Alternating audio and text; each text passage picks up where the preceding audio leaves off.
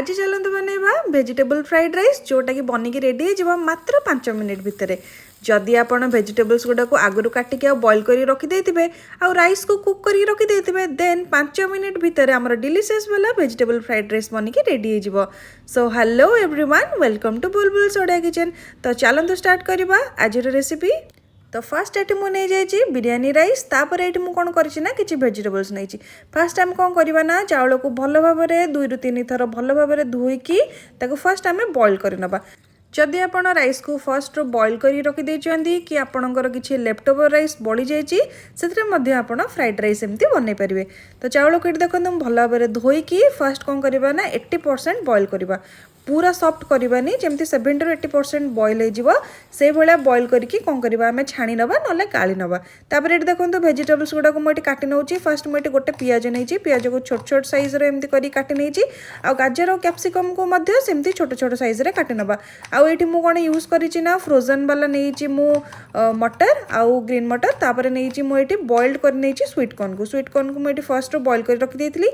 Then देखो आम vegetables गुड़ाक सब बढ़िया भाव में काटि सारे।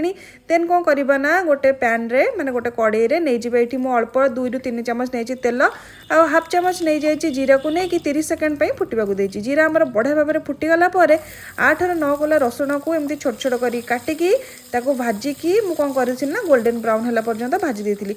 आ देखो जेहेतु आम फ्राइड राइस बनाऊे तो एमती आम कौन करवा ना फ्लेम को हाई रे रखिकी सब जिनस आम फटाफट बनवा। देन कौन करी ना मुझे जो पियाज काटिक रखी गोटे मीडियम साइज पियाज भल भाव में भाजी नवा। पियाज को एमती हाई फ्लेम रे 30 सेकेंड ରୁ 1 मिनिट पर्यंत भाजी सारा पियाज भी देखो आम परफेक्टली भाजिकी रेडी गलानी। देन कौन करवा आम गोटे गोटे कर वेजिटेबल्स ऐड करवा। देन ये मुझे ऐड कर देती कैप्सिकम आउ गाजर। जेहेतु आमर स्वीट कॉर्न आउ आमर मटर ऑलरेडी बॉइल होगी तेणुक आम यहाँ किसी समय पर पकेबा। कैप्सिकम आ गाजर को 1 ରୁ 1.5 मिनिट भल भाव में हाई फ्लेम रे भाजी सारा ये मुझे ऐड कर देती स्वीट कॉर्न आ मटर भी देखो ये परफेक्टली बॉइल होता माने फ्रोजन मटर तो ताकू भी ऐड कर देकी आम कौन करवा आउ 2 मिनिट भल भाव में हाई फ्लेम रे भाजी नवा। भाजिया द्वारा कौन हम ना तार कच्चापनटा जो थी से दूर हो जाए परफेक्टली। तापर ये कौन करवा ना आम स्वाद अनुसार लुण पकेबा। जेहेतु भात बॉइल कला बेले आम अल्प टिके लुण पकई तो आम देखिकी ये लुण ऐड करवा।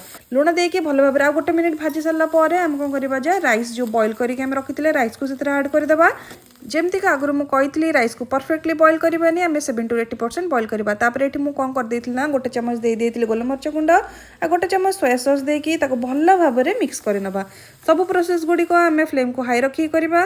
सब गुड़िक भल भाव में मिक्स कलापर ये किसी काम नहीं आम फ्राइड राइस पूरा परफेक्टली बनिकी रेडी होती। आपड़ जदि चाहिए लास्ट को एथरे टिके स्प्रिंग अनियन भी ऐड करेंगे जेहेतु मो पाखे नथला ऐड करनी ऐड कले भी बहुत बढ़िया लगे। तो देखो ये रेडी होगला आम डिलीशियस वाला वेजिटेबल फ्राइड राइस। आपण मैंने फ्राइड राइस को चिल्ली पनीर या मंचूरियन सहित एंजॉय करेंगे, बहुत बढ़िया लगे। जदि आज वेजिटेबल फ्राइड राइस रेसिपी आपको भल लगी थाए देन लाइक शेयर और सब्सक्राइब निश्चित करदेवे। आप जदि ये वीडियो को यूट्यूब देखुं देन सब्सक्राइब आउ जदि एटा को फेसबुक देखुं देन फॉलो डेफिनेटली करदेवे। रोची पुणी देखा नेक्स्ट वीडियो रे किछि डिलीशियस रेसिपी सहित। Bye bye.